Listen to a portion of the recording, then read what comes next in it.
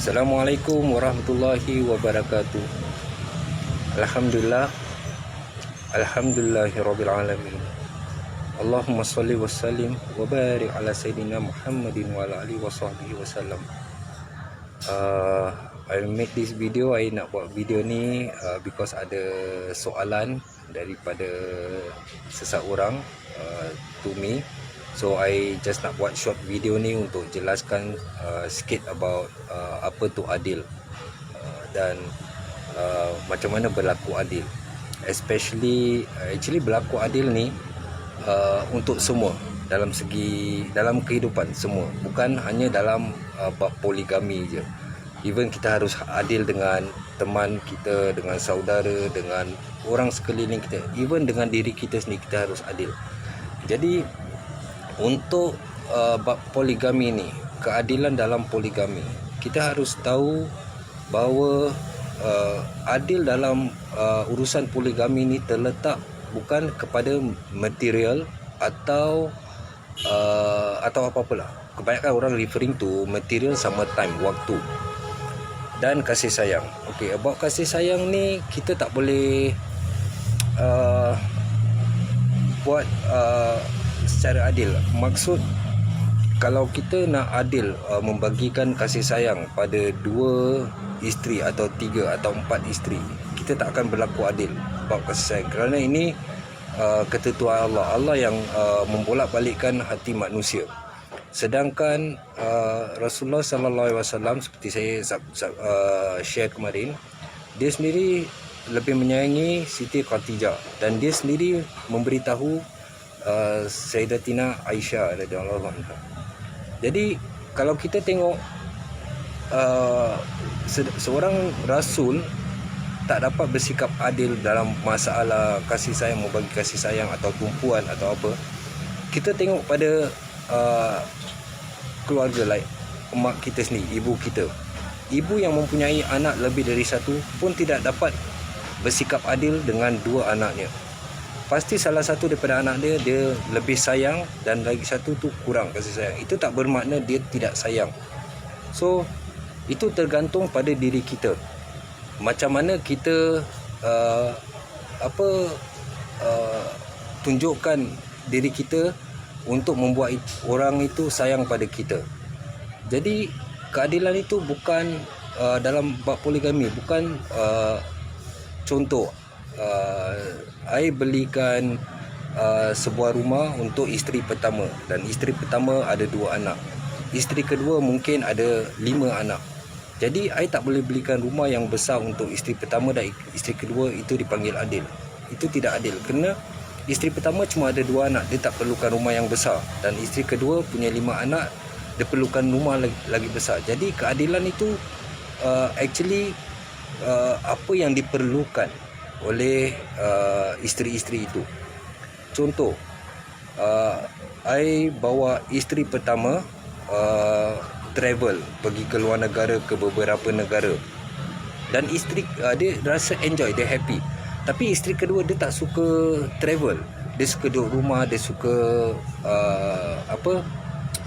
habiskan waktu discuss ataupun suka masak sama-sama. Jadi I tak boleh paksa isteri yang nombor 1 ni untuk keluar travel because dia tak suka benda tu. Dan isteri pertama I tak boleh paksa dia untuk masak dan habiskan waktu bersama melalui diskusi. Jadi kita nak kena tahu apakah keperluan mereka yang membuat mereka bahagia. Kalau isteri pertama suka travel, I selalu bawa dia travel, contoh selama 7 hari. Jadi isteri kedua ni I nak kena tahu waktu yang I gunakan itu apa yang membuat isteri pertama bahagia, dan isteri kedua I pun nak kena buat benda yang membuat dia bahagia selama tempoh tu. Barulah sifat adil ni kita dapat jalankan benda keadilan ini. Lagi satu contoh, asbab keadilan. Biasanya orang yang menuntut keadilan, orang-orang yang rasa dirinya dia refer kebanyakan kepada apa yang dia tak dapat. Jadi orang-orang ini biasanya dia sering menuntut menuntut, tapi dia tidak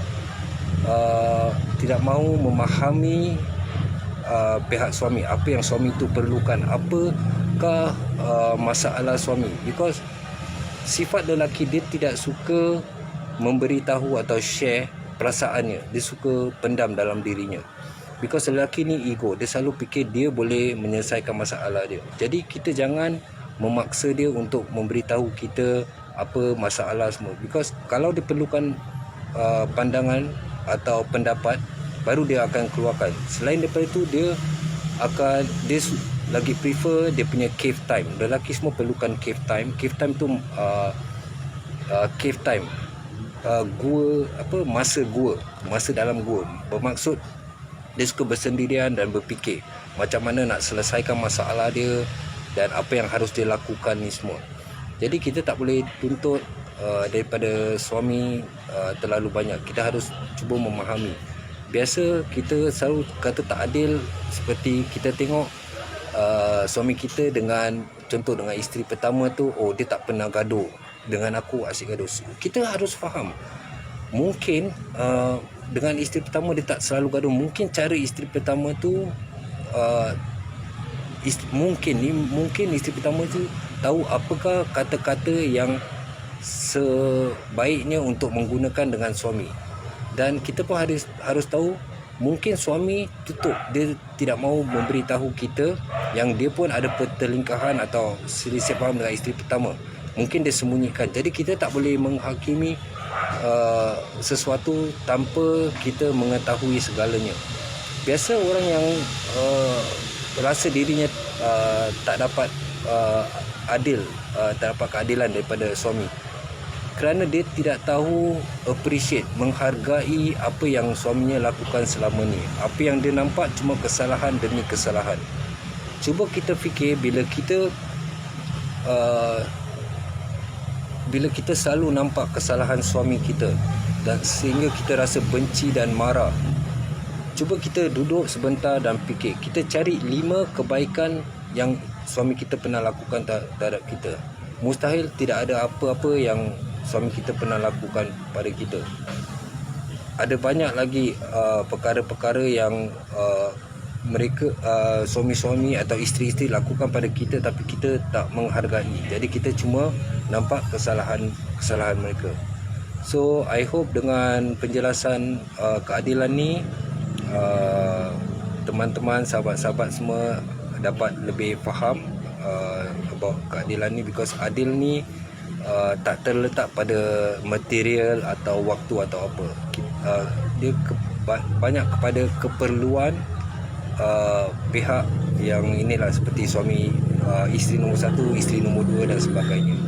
Lagi satu, I pun nak bring up, nak discuss about masalah pernikahan atau cari jodoh.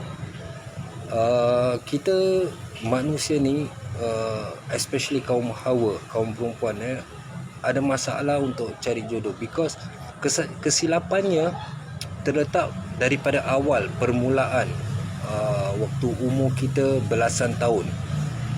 Sebentar.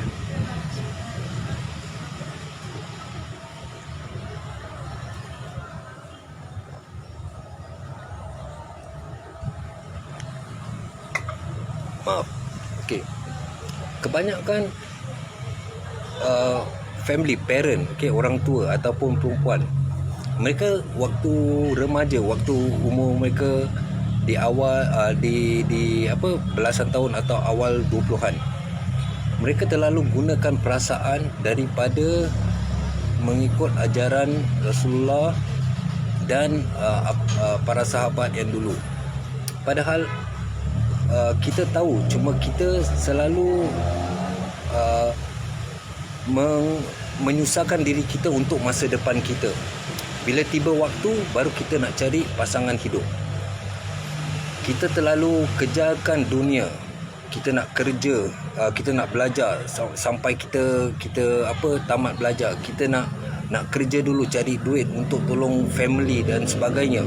Jadi bila umur kita dah makin meningkat, salah satu alasannya pun kita nak cari pria atau lelaki yang yang handsome, yang mungkin daripada Korea atau daripada Arab, daripada kita terlalu banyak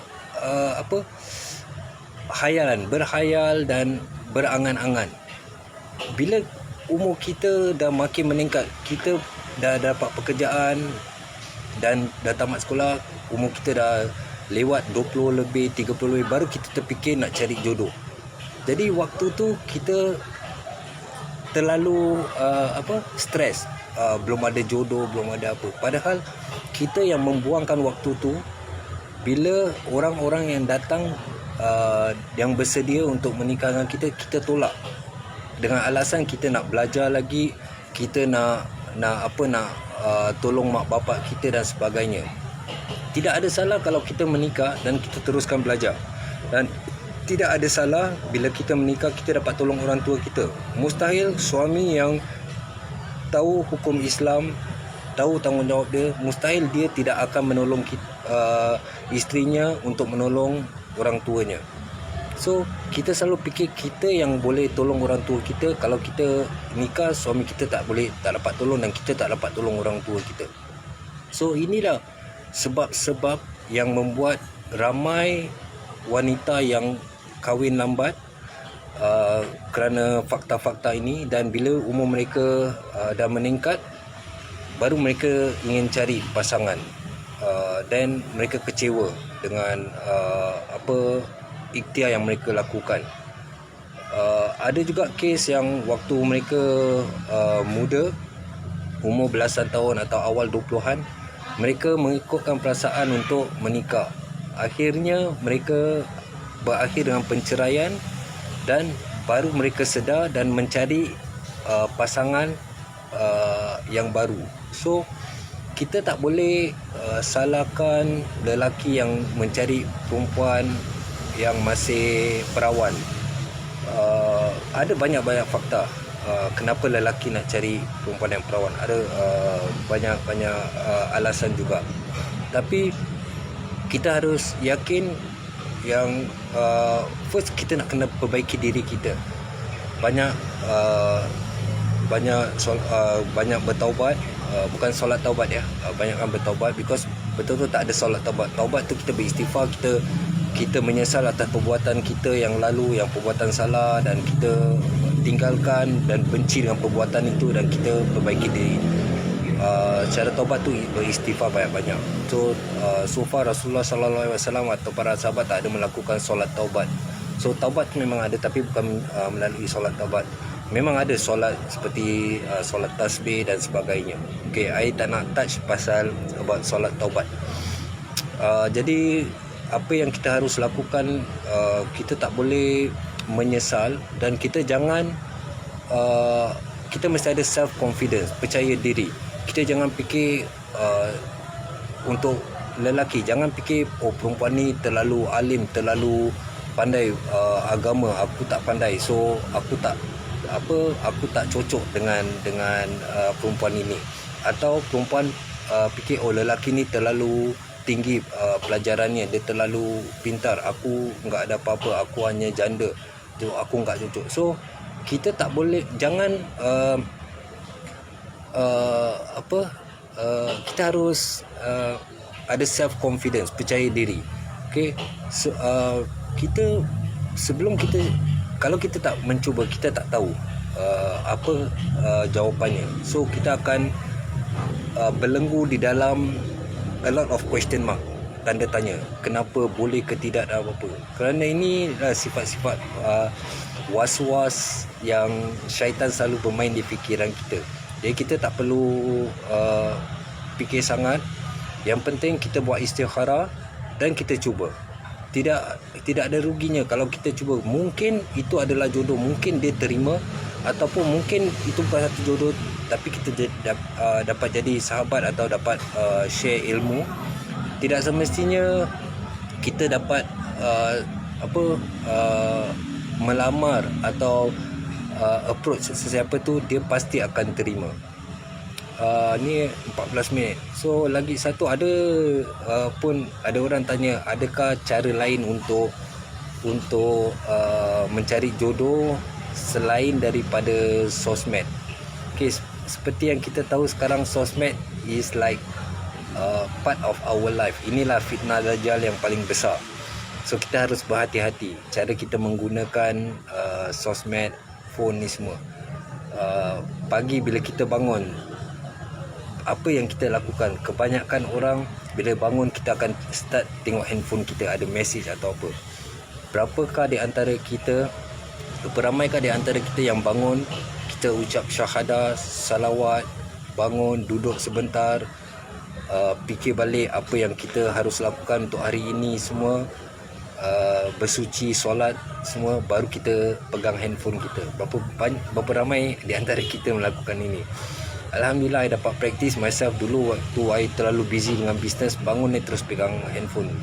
After that I realise handphone ni tak ada apa-apa, nanti pun boleh reply. Cuma I selalu check handphone, message daripada my mom, daripada ibu saya. Itu yang paling penting.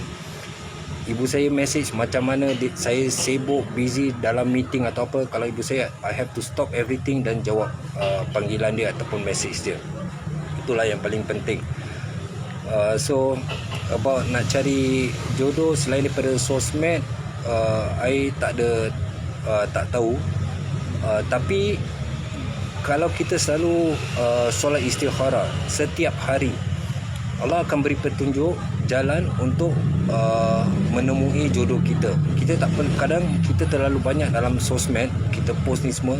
Kadang-kadang jodoh kita hanya di sebelah kita, hanya mungkin tetangga kita, ataupun mungkin waktu kita pergi hijrah ke negara lain ataupun apa, dalam perjalanan kita terjumpa jodoh kita di situ. So sebaiknya kita solat istikharah dan minta Allah petunjuk untuk dekatkan kita dengan jodoh kita, dan selalu bertaubat, memperbaiki diri, dan jangan selalu kecewa dengan apa-apa rejection daripada sesiapa. Even me, untuk diri I sendiri, walaupun I'm looking for isteri yang ketiga, I ada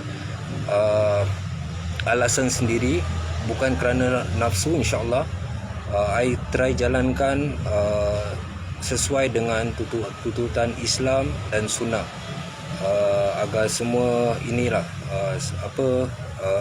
agar semuanya dapat barakah dan rahmat daripada Allah. Dan I tidak akan cari nak cari isteri ketiga atau apa. I tak nak cari. Okay, I cuma tawakal, istikharah. Kalau Allah dah tetapkan itu qadar Allah, dia datang. Kalau bukan, dia tidak akan datang. Walau bagaimanapun I cuba sekerasnya, tidak akan datang. So kita nak kena yakin dengan Allah dan selalu berdoa. Itu aja. I hope penjelasan ini cukup untuk I share. Dan sesiapa yang ada soalan or anything, can just inbox me, insyaAllah. Sampai sini saja. Assalamualaikum warahmatullahi wabarakatuh.